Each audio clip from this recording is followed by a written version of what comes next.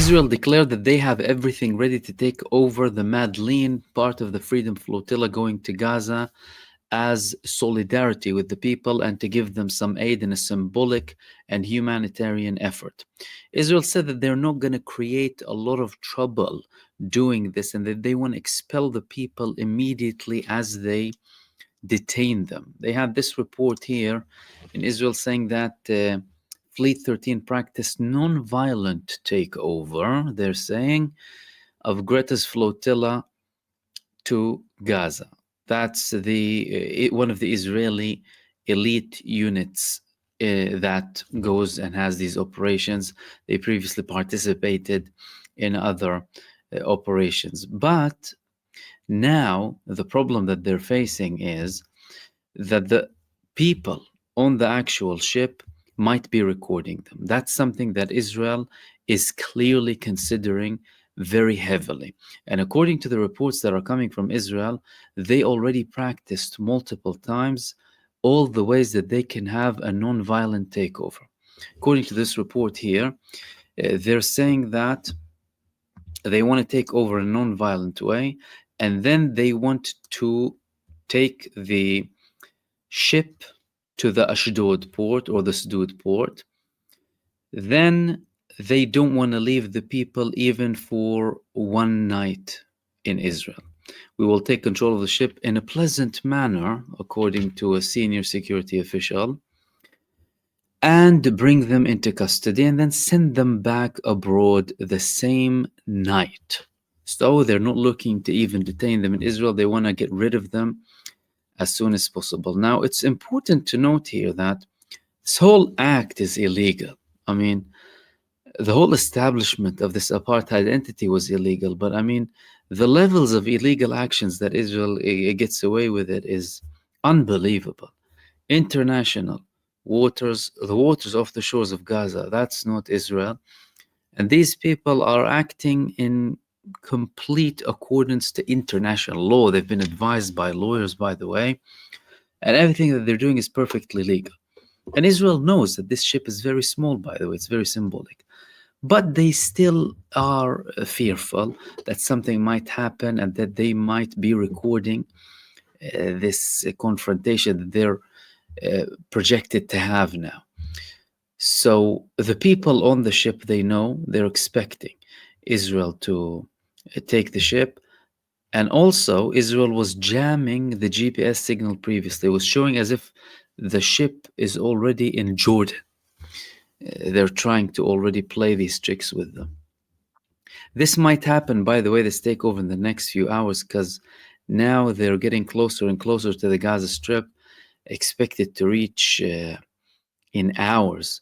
So Israel will probably take action the closer this ship gets to the Gaza Strip. That was the first thing that I wanted to talk to you about in this live stream.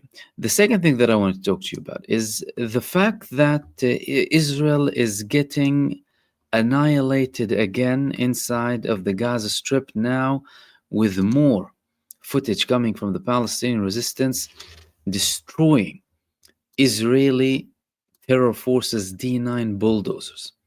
So there was a confrontation between the Palestinian resistance and the terror forces in the Khan Yunis area, and the Palestinian resistance published this video here. Of course, destroying trees, houses, everything. This is what they're good at. And the Palestinian resistance waiting for them in Khan Yunis, and then they target this D9 bulldozer with a Yasin 105, which is a Palestinian-made RPG, and they exploded completely. Khan Yunis is an area that Israel went in and out of more than 5 times with the majority of their brigades. Now Israel is pushing for the majority of its forces inside of the Gaza Strip at a reduced number because, well, not everyone is going in there.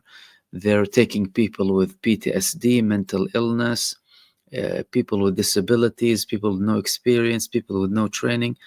Benjamin Netanyahu is sending everyone to go and die for him inside of the Gaza Strip.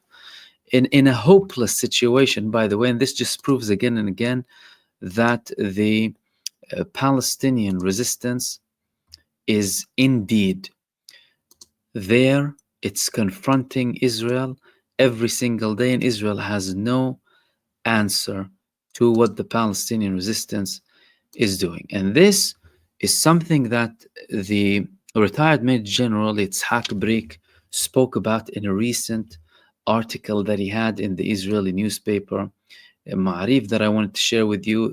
Palestine Chronicle actually shared parts of this article. In this article, he was talking about a collective suicide that's happening in Israel, and he gave it the title Hamas has defeated us. Retired Israeli Major General Yitzhak Brik. And he's saying that what Israel is doing is collective suicide. Now, according to the argument of the retired Major General Yitzhak Brik, he's saying that, well, we've been conducting this operation for so long, and we haven't been achieving any of the objectives that Benjamin Netanyahu has been talking about. The Palestinian fighters are operating in every single part of the Gaza Strip. They are over the ground. They're fighting us. They're moving freely from one place to another. And that's something that I've been covering all along so that people can know what's happening on the ground, because Israel tries to depict a different image, of course, all the time to justify its ongoing atrocities and to delegitimize the Palestinian resistance, and also take down the morale of the people who support Palestine and support its legitimate resistance. Now, according to Brik, he's saying that the Palestinian resistance is moving everywhere freely. And we are the ones who are running around like headless chickens, basically, not knowing what on earth we're doing there.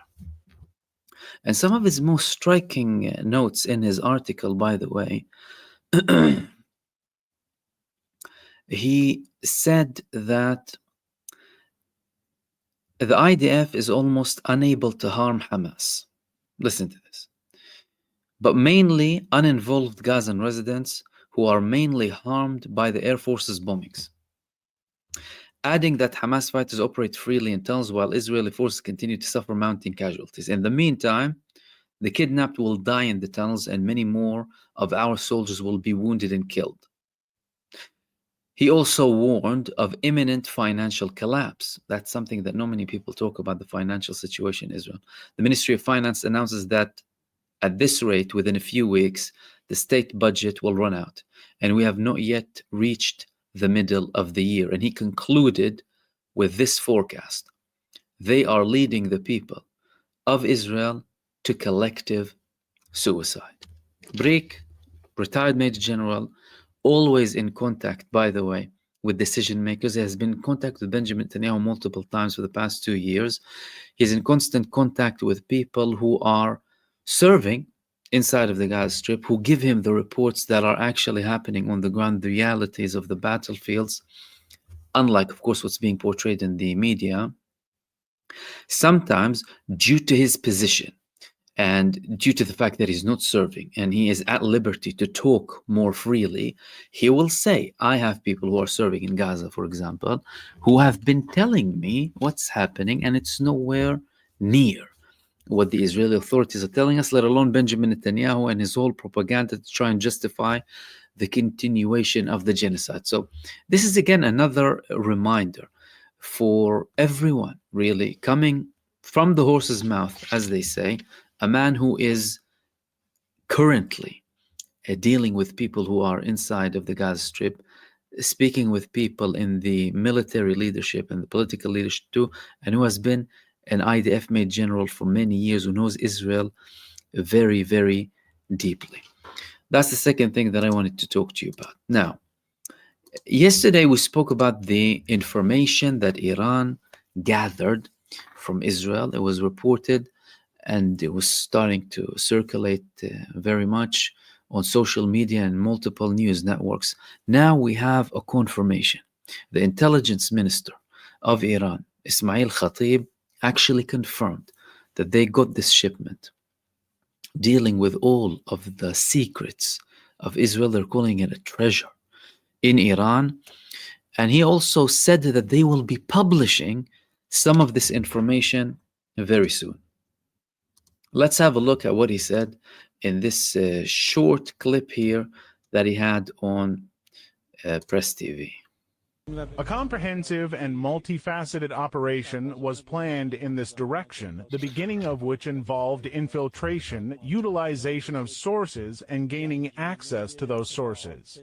By divine grace, it has now become possible for us to witness this important treasure today.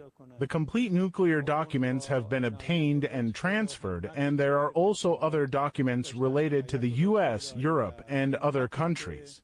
These are intelligence documents that contribute to enhancing Iran's offensive power. Just as these documents are important, the methods of their transfer are equally significant. Therefore, we safeguard both the transfer methods and the documents themselves. Just as the timing of announcing this matter was carefully chosen to ensure their secure transfer to the country, naturally, the transfer methods will also remain protected, but we will soon publish the documents. Ismail Khatib's remarks came a day after Iranian intelligence sources said that Tehran has acquired a wealth of sensitive intelligence from Israel. They said the abundance of documents is... So this is a very interesting development, by the way. This is the first confirmation coming from Iran. Initially, when the report came out, Iran did not say anything about this. But now you have the intelligence minister confirming that they indeed have this information. Now they have obtained it. All of the information is now inside of Iranian territories. Again, hinting that, well, there could have been hard copies. This is something that we spoke about yesterday. And that they will be releasing some of this information very soon. That's also something very interesting. Israel and lots of people were casting doubt at everything, but now the Iranians are saying, no, we will actually release more information. Now, we've been talking about the flotilla and the people trying to go and have this symbolic support for the people of Gaza on this humanitarian mission. And guess what? Britain is even spying on them. I mean, 200 mission spies. Britain, isn't that enough for Israel conducting a genocide? I mean, we thought that Britain would fly over Gaza to gather some evidence to be used against Israel and in the international courts. But no, Britain instead decides to be complicit and support Israel with spying even on peace activists. How much does it cost the British forces to go and fly this spy mission in that area for the sake of Israel? By the way, look at this report here. Britain sends another spy flight from RAF Akrotiri, Cyprus basically, over Gaza to collect intelligence for Israel as the Madeleine is threatened by the regime. Imagine that. What is Greta Thunberg and her fellow activists holding on that ship? It's very small, number one. They said that they have about a ton of aid. Very, very dangerous stuff. I mean, probably some medical equipment and maybe some food, God forbid. But still, Britain is insisting on supporting this genocide up until the last minute. And forget about all of the act, by the way. Lots of European countries, and sometimes you'll hear statements from the United States. Yeah, a bit of shift of tone here and there. These people are complicit. Most of them are still complicit, and they have back ways of supporting Israel. Bar very few, by the way. And Britain has been one of the fiercest countries in support of this genocide since the beginning. And this is another evidence that they are still complicit in this genocide. And I wouldn't be surprised if that jamming, by the way, was coordinated between the RAF and the IAF. And they could have done something to jam it potentially, because there's clear evidence being reported too. Now, Israel has been confirming and actually bragging about collaborating with ISIS in Gaza in the past couple of days. And we're having more and more revelations. So initially they said, yeah, we're dealing with these people. They were linked with ISIS, but they were only linked with ISIS for economic purposes, you know, not for any other purposes, economic purposes. Then they had another report saying that these people are criminals. They deal with prostitution and with drug smuggling and potentially human trafficking too. Then today they had another report saying that, you know what, these people, we don't know if they would be even obedient to us. Previously, some members of them, they launched missiles on Israel before, and we wouldn't be able to necessarily protect ourselves from these people. But now we have another interesting revelation. What is this revelation? Well, a man who is dealing with this militia that Israel is managing inside of the Gaza Strip, this man over here, this was circulating as well on social media, circulating on social media again. Look at this. He's carrying weapons. They're operating in the east of Rafah under Israeli protection. His name is Ghassan al-Dahini, the actual person responsible for the militia that is cooperating with the Israeli occupation and genocide forces. But look at something here in this video. It's going to be very interesting, and it raised a lot of questions on social media, is the fact that he has an Emirati number plate. Can you see this here? It says Sharqa, Sharjah. That's the United Arab Emirates. Now, again, this video has been circulating on social media, and people are asking questions. What is an Emirati number plate doing with this man? And then again, he, according to Rust, this network, by the way, said that he also published another video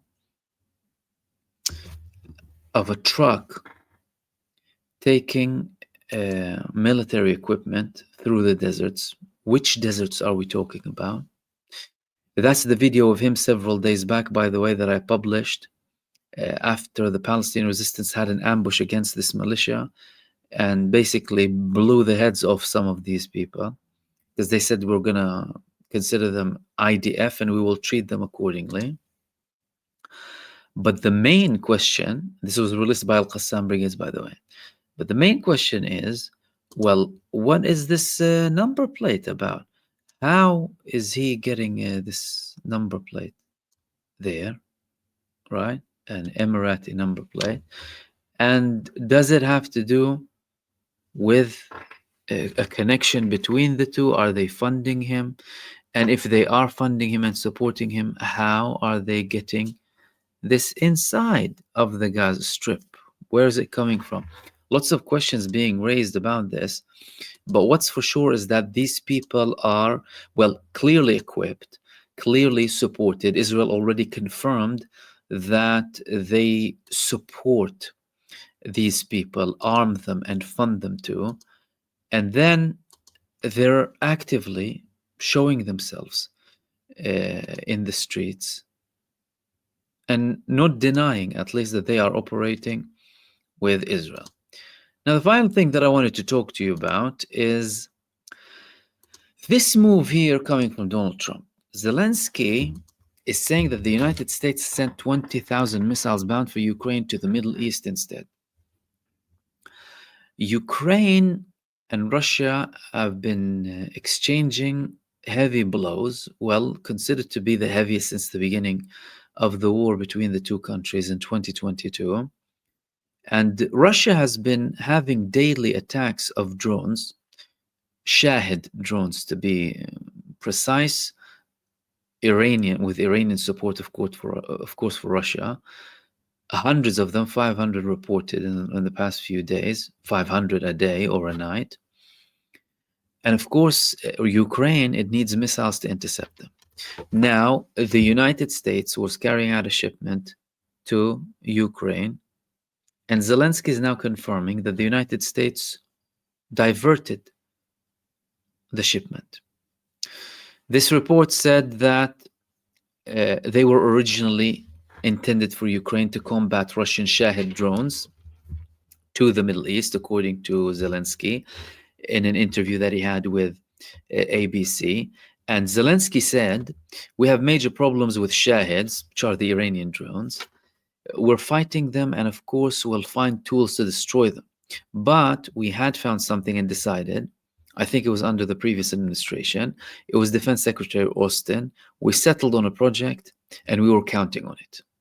20,000 missiles to fight Shaheds. It wasn't expensive, but it was a special technology. We were counting on these 20,000 missiles. This morning, my defense minister told me that the United States has transferred them to the Middle East. Now, Donald Trump has been critical of the war between Russia and Ukraine. He tried to mediate, tried to reach a ceasefire. It clearly hasn't worked yet. But the fact that he is moving now shipments that were meant to protect Ukraine in the middle of the war, that can be considered somewhat support for Russia. He's favoring Russia over Ukraine now, because if he's not helping Ukraine defend themselves against any Russian attacks, that means he's not really caring about the situation, or then he wants to apply pressure on Zelensky to give in and make it easier for Vladimir Putin to achieve his objectives and goals. Another thing is, well, he's moving them to the Middle East.